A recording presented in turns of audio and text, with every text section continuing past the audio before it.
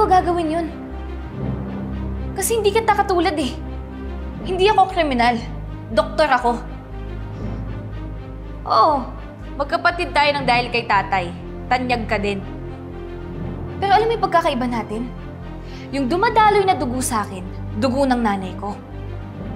Eh yung sa'yo, dugo ng nanay mo na kriminal.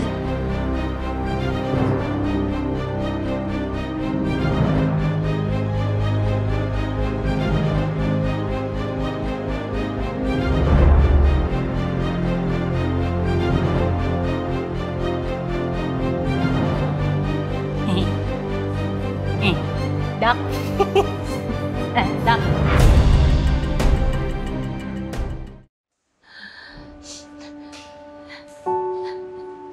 Marley? Susan? Ikaw ba yan? Anong ginagawa mo dito? Bakit ka umiiyak? Sino kasama mo? Kasama ko yung anak ko at apo ko. Lumabas lang sila. Tinawagan nila kasi yung isa ko pang anak. Nagpapa-check up ka ba? O papa-admit? Kung ako lang ang masusunod, ayoko na. Wala din naman kasi mangyayari eh. Bakit? Anong nangyari? May sakit ka? Tinamaan ako ng cancer. Breast cancer. Nung una, akala ko simpleng buko lang yung nahawakan ko. Pero hindi pala. Nalaman ng pamilya ko nung pina-check up nila ako. Malignant na pala yung buko sa dibdib ko. May cancer na ako. Stage 4. Labas-pasok ako sa ospital. Lahat na ng pahirap na sakit na to dinaanan ko. Pinabiopsy ako. Nagka-infection pa. Pina-opera ako. Nanggala yung isang dibdib ko. Pero na-relapse pa rin.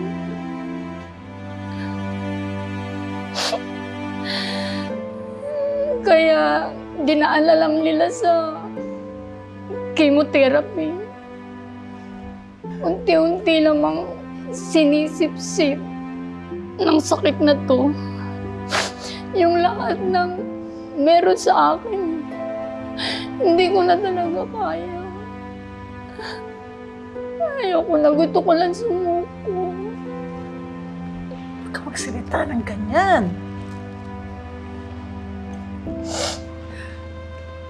Kasusuko. Palaban ka, di ba? Palaban naman talaga ako eh. Kaya lang, habang nauubos yung pinaghirapan ng mga anak ko, nauubos na rin ako. Awang-awa na ako sa pamilya ko. Kung ako lang ang masusunod, ayoko na silang mahirapan pa. Ayoko na maging pabigat sa mga anak ko. Huwag na sila. Huwag na sila. Huwag na sila.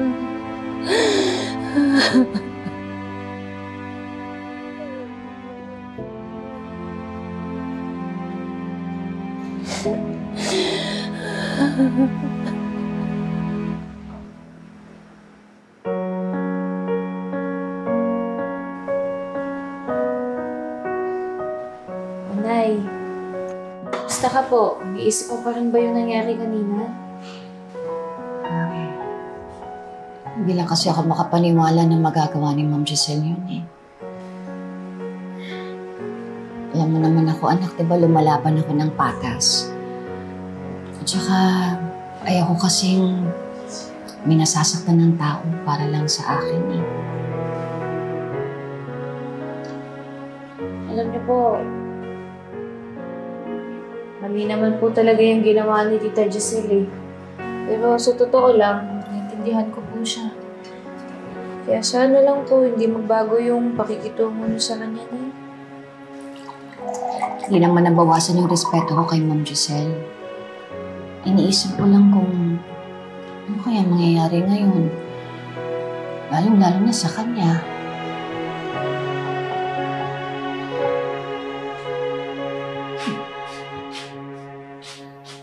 Ay, Na, Chang, ba't di po kita nakita sa pageant kanina? Hindi ka po pumunta. Chang. Okay na po ba kayo? Bakit parang wala kayo sa sarili ninyo? naisip ko kasi. Bago ako magpa-biopsy, sasabihin ko muna sa kanila ang pinagdadaanan ko. Pinabiopsy ako. Nagka-infection pa. Pina-opera ako. Nanggalay yung isang dibdib ko. Pero na-relapse pa rin. Napagod lang ako kasi meron akong inaasikaso eh. May order sa akin ng paluto. Ay, inasikaso ko muna yung pagod ako eh. Kaya medyo haggard ang beauty ko. Sigurado ka po ba? Okay ka lang po?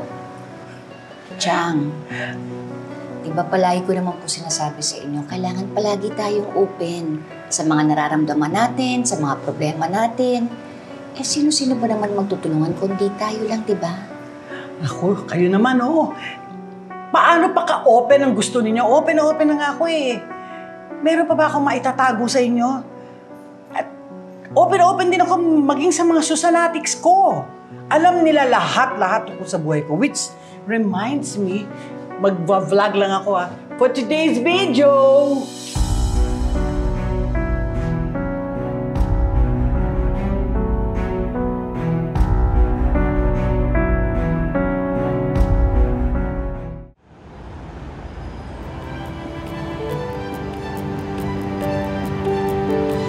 Welcome back! Bumalik na rin si Doc. Uy, grabe yung anak ko. Kamusta ka naman? Ang tagal mong nawala Kamusta yung conference sa Canada? Naku! Parang di nangingilala. Hindi nagpaparamdam sa GC, totoo. Napakamatampuin. Uy, grabe ka naman. Di naman ganun si Doc Luke. Baka naman busy, di ba? Tama ka dyan, Doc Joanne. Dahil kung nakalimutan ko na kayong lahat, di sana wala akong dalang pasalubong! Ay!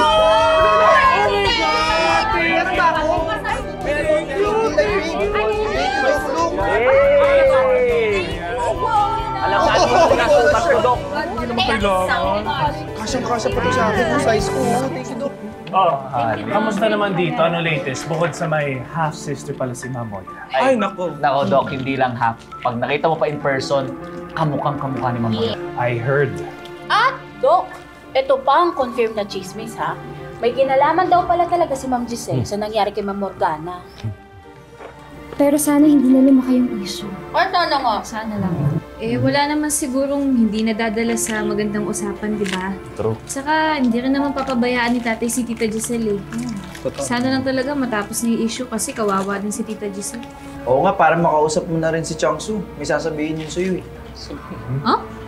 Anong sasabihin sa akin ni Lola? Ay, di ba kayo nagkausap, Dok? Nag-usap naman kami kahapon pero wala naman siyang nabanggit na may kailangan kami pag-usapan. Parang may kakaiba kay Changsu eh. Kasi kilala naman natin siya, di ba, na maligalig. Pero kagabi parang matamlay siya. Anong nangyari ni Changsu? May kinalaman kaya yun sa sasabihin niya sa'yo? Napansin nga namin na medyo matamlay si Lola recently eh.